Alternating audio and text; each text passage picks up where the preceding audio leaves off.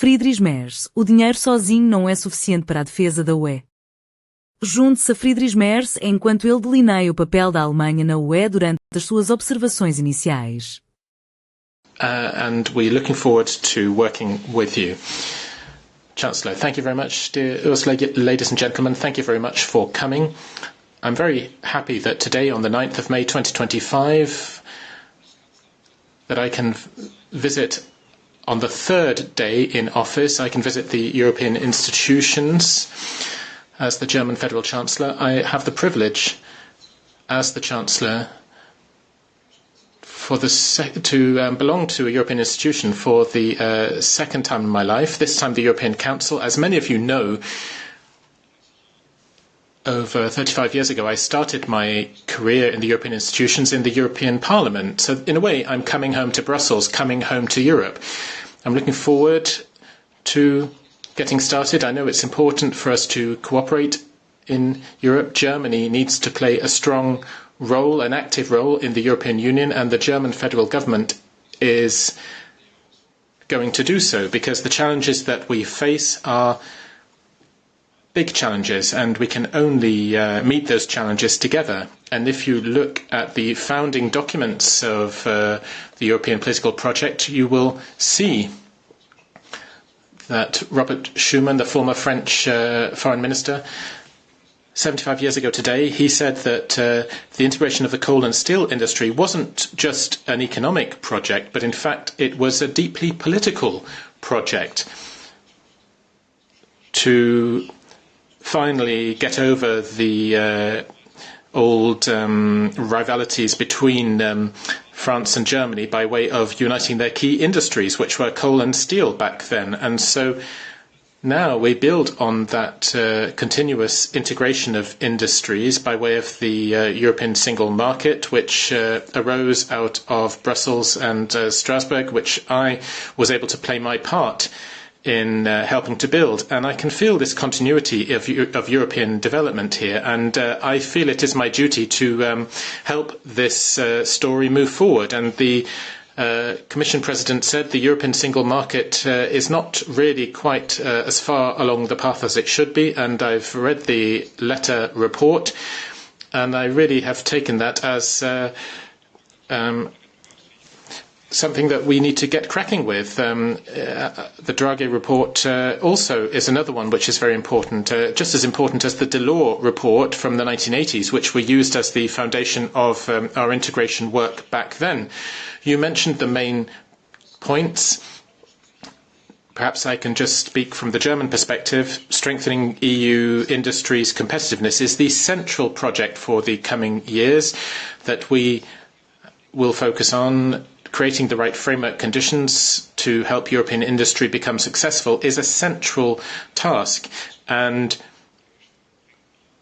we need to cut back European regulation. And so I'm pleased to see that we're going to get stuck into cutting back European bureaucracy and red tape with the omnibus regulations, and that is something that the German government will support you with, and we will make suggestions as to how to move forward, because we hope that we'll be able to repeal certain directives. The CSDDD directive is one I always like to quote, the one on European supply chains, and we will be repealing the German law that was transposed on the basis of that directive. So that's just one example amongst many. We do need fundamental modernisation and better framework conditions in the European Union. Let me also talk about the Capital Markets Union.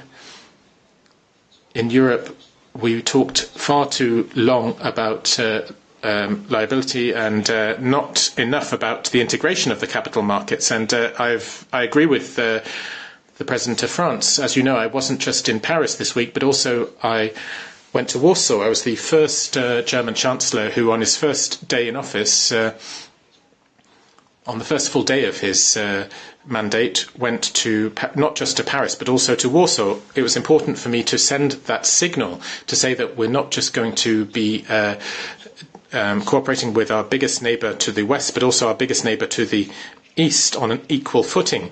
Now, there were a number of conflicts. The largest of those, of course, is the one in Ukraine, and I'm grateful that the overwhelming majority of heads of state and government in the EU agree that we stand on the side of Ukraine, and we will continue to support Ukraine in its fight against the Russian war of aggression.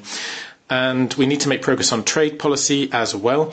That is another big challenge that we face since the change of government in the United States. As you know, I had a long phone call yesterday evening with President Trump, and we talked about these two topics as well, about the war in Ukraine. We support the American president's initiative to call for a 30-day ceasefire, which would begin today. That is going to be a test of how seriously Putin takes such agreements.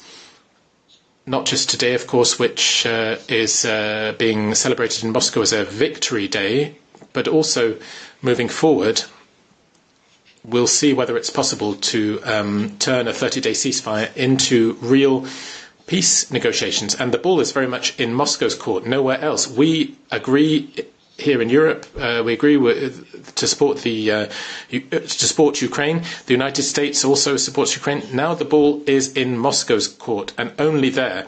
They need to show the government in Russia is serious about peace in Ukraine. Trade policy is important. Let me just say now that we fully support quickly ratifying the Mercosur agreement. I agree with the Commission President that Europe also needs to seek out other trade partners in the world. There are many who are interested right now in working with Europe towards trade agreements in this difficult geopolitical situation, and that includes the United States.